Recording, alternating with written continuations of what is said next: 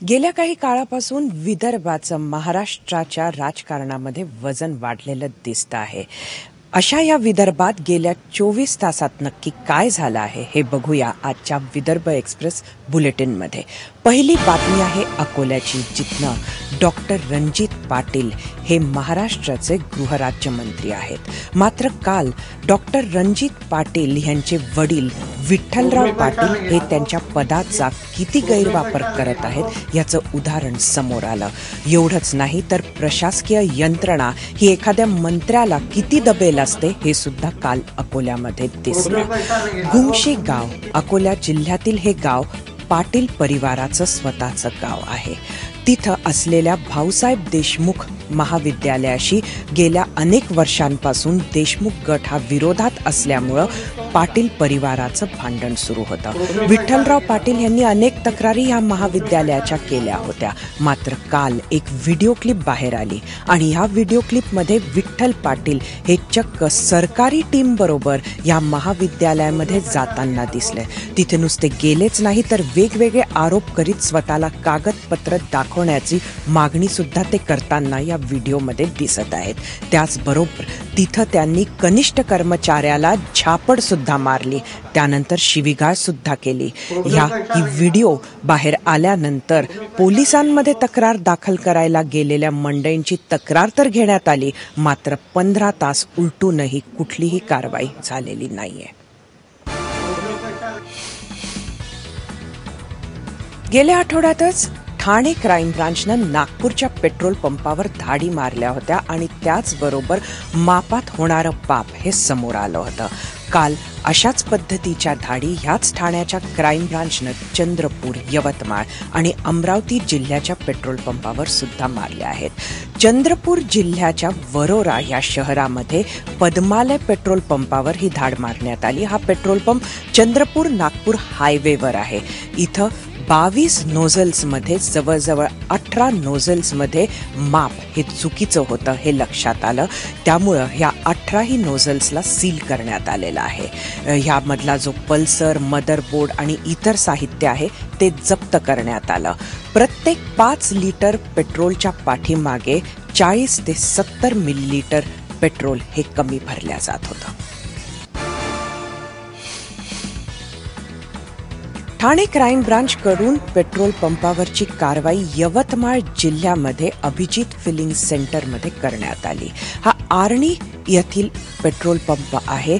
Abhijit feeling सेंटरमध्ये सुद्धा पेट्रोलच्या मापामध्ये गडबड असल्याच्या तक्रारी होत्या आणि म्हणूनच ही कारवाई करण्यात आली. कारवाईच्या दरम्यान दर 5 लिटरच्या पाठीमागे जवळजवळ 37.40 मिलीलिटर पेट्रोल हे कमी भरल्या जात असल्याचं समोर आलेलं आहे. तेवढं नॉझल हे सील करण्यात आलं आणि त्यात वापरल्या गेलेली सामुग्री सुद्धा जप्त करण्यात आलेली आहे. पुढची कारवाई अजूनही या पेट्रोल पंपावरची सुरू आहे.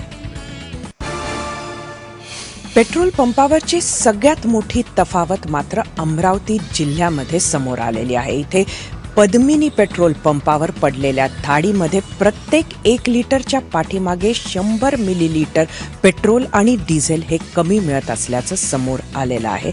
हे मोर्शी तालुक्यातील लेहगाव येथील पेट्रोल पंप आहे. इथं सुद्धा सील करण्यात आलं आहे हे सर्व नोझल्स आणि कारवाई पुढची सुरू आहे. शिवसेनेचे नेते आणि महाराष्ट्राचे महसूल राज्यमंत्री संजय राठोड यांनी वाशिम जिल्ह्याच्या कारंजा मनोरा मतदारसंघातून येती निवडणूक लढवण्याची इच्छा दर्शवली आहे. एका पत्रकार परिषदेमध्ये हे यावेळेला बोलत होते. त्यांनी म्हटलं की कारंजामध्ये अनेक इच्छुक उमेदवार आहे आणि असं जर का झालं तर पक्ष त्यांना इथून लढण्याचा आदेश देऊ शकतो, ज्या आदेशाचं ते पालन करतील. सध्या संजय राठोड हे दिग्रस मतदारसंघातून निवडून आलेले आहेत. मात्र कारंजा मनोरा मतदारसंघाकडे त्यांचं लक्ष का वळतं आहे हा मोठा प्रश्न आहे. याचं कारण राष्ट्रवादीचे आमदार प्रकाश डहाके सुद्धा असू शकतात. हे आमदार शिवसेनेत येणार, मात्र अजूनही याबाबत काहीही स्पष्ट माहिती नाही असं संजय राठोड यांनी म्हणून पत्रकारांच्या प्रश्नांना फेटाळलं. डहाके यांच्या येण्यामुळे कारंजा मनोरा येथे पक्षाचं बळकटीकरण होईल का, हा सुद्धा प्रश्न त्यांना विचारण्यात आला होता. आणि त्यावेळेला डहाके यांच्या प्रश्नाला बाजूला सारून स्वतःचीच उमेदवारी संजय राठोड यांनी पुढे केली. पुढची बातमी आहे भंडाऱ्याच्या लाखनी तालुक्यातील गराडा गावामध्ये नात्याला काळीमा फासणारी घटना घडली होती, ज्यामध्ये एका आईनं आपल्याच मुलीचा 6 वेळेला लग्न लावून देण्याचा प्रयत्न केला. 6वा प्रयत्न फसला. मुलीनं पोलिसांकडे धाव घेतली. मात्र आता याच मुलीच्या मोठ्या बहिणीनं सुद्धा पोलिसांकडे येऊन तक्रार केलेली आहे की तिच्या लग्नाच्या आधी तिच्या वडिलांनीच तिच्यावर अनेक वेळेला अत्याचार केले. त्यामुळे पोलिसांनी परत पुढे जाऊन आई, वडील आणि त्याचबरोबर इतर 3 लोकांना ताब्यात घेतलेलं आहे. महत्वाचं म्हणजे ही जी आई आहे त्या आईला शासनाचा समाज प्रबोधनाचा पुरस्कार साल 2013 मध्ये मिळाला. गोंदियाला राईस सिटी म्हणून ओळखल्या जातं. मात्र तब्बल 18 वर्षांनंतर या जिल्ह्याला स्वतःचं स्वतंत्र असं हवामान केंद्र आणि त्याचबरोबर मृदचाचणी प्रयोगशाळा मिळालेली आहे. काल याचं उद्घाटन पालकमंत्री राजकुमार बडोले यांच्या हस्ते गोंदियामध्ये करण्यात आलं. इकडनं ज्या काही हवामानाची माहिती आहे ती सर्व शेतकऱ्यांना त्यांच्या मोबाईलवर देण्यात येणार आहे आणि ह्याच हंगामापासून शेतकऱ्यांना याचा फायदा होणार असल्याचं जिल्हाधिकारी अभिमन्यू काळे यांनी स्वतःच्या भाषणात सांगितलं. काल महात्मा गांधी यांचं वर्धा जिल्ह्यातील सेवाग्राम आश्रमाने 81व्या वर्षात प्रवेश केला. मात्र ह्यासाठी झालेल्या कार्यक्रमात सध्याच्या शासनावरच बराच रोख असल्याचं दिसून आलं. सेवाग्राम आश्रमशी निगडीत अनेक वर्षांपासून कामं करणारी बरीच मंडळी या कार्यक्रमाला हजर होती. या दरम्यान मात्र सध्या अहमदाबादमध्ये जे सर्किट हाऊस आहे जिथं महात्मा गांधींचं स्मारक आहे त्याला पातांजलीचं गोडाऊन केल्याचा आरोप करण्यात आला. त्याचबरोबर महात्मा गांधी अहमदाबादमध्ये ज्या अल्फ्रेड शाळेमध्ये शिकले ती शाळा सुद्धा बंद केल्यावर हळहळ व्यक्त करण्यात आली.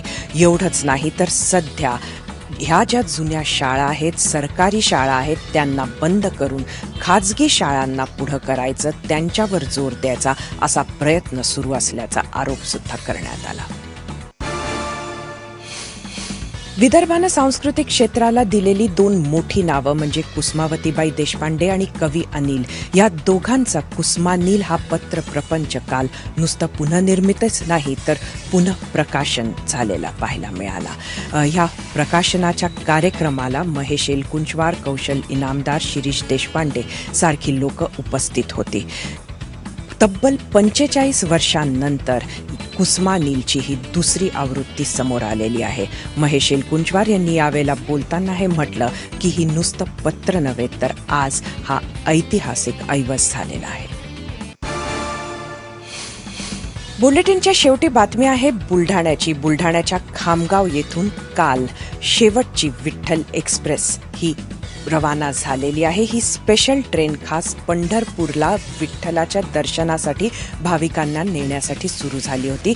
काल त्याची शेवटची खेप होती. काल सुद्धा बुलढाणा जिल्ह्यातून 900 भाविक हे पंढरपूरला रवाना झाले आहे. गेल्या 15 वर्षापासून ही स्पेशल ट्रेन सुरू आहे.